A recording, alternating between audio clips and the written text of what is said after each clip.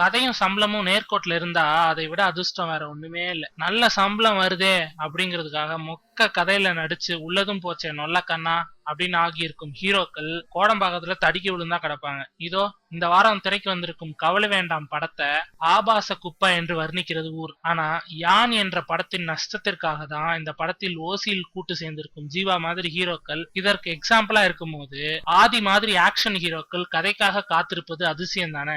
S, ARK Saravan இயக்கி வரும் மரகத நாணயம் கதையை 8 மாதங்களுக்கு முன் கேட்டாராம் ஆதி. கதை சூப்பரு, நான் இந்த கதையில நடிச்சே ஆகணும், நீங்களும் தயாரிப்பாளர் பாருங்க, நானும் தேடுறேன், கண்டிப்பா ஜாயின் பண்ணி ஹிட் அடிக்கிறோம் என்று கூறிவிட்டார் சரவணிடம். எப்படியோ உருமின் படத்தை தயாரித்த ஆக்சிஸ் பிலிம் ஃபேக்டரி டில்லு பாபு கிடைத்தார். தினந்தோறும் 2 கதையாவது கேட்கும் இவரு சரவன் கதையை கேட்டுவிட்டு தன் அலுவலகத்தில் கதை கேட்கும் இன்னொரு குழுவுக்கு அனுப்பி வச்சாராம். இது மாதிரி சுமார் 80 கதைகளை கேட்டவர் தன் அலுவலகத்தில் இருக்கும் கதை கேட்கும் குழுவை கொண்டு ஒவ்வொரு கதைக்கும் மார்க் போட சொன்னாங்களாம். அதுல மரகத நாணயம் தான் சுமார் 90 மார்க்குகள் வாங்கி முதலிடத்துல இருந்ததாம். விஜய் டிவியில் வர சூப்பர் சிங்கர் மாதிரி ஆகிடுச்சு என்னோட அனுபவம் என்கிறார் ஏஆர்கே சரவன். மிருகம் ஹீரோ என்று செலக்டிவாக நடித்தே பழகிய ஆதிக்கு மரகத நாணயம் மறக்க முடியாத வெற்றியை கொடுத்தா ஆச்சரியம் இல்லை. ஏன்னா திட்டம் போட்டு கிளம்பிய கூட்டமா தெரியுது. பின் குறிப்பே, இந்த படத்தின் டைரக்டர் ஏஆர்கே சரவன் முண்டாசுப்பட்டி படத்தின் கோ டைரக்டரா. நல்ல வெத நெல்லுதான்பா.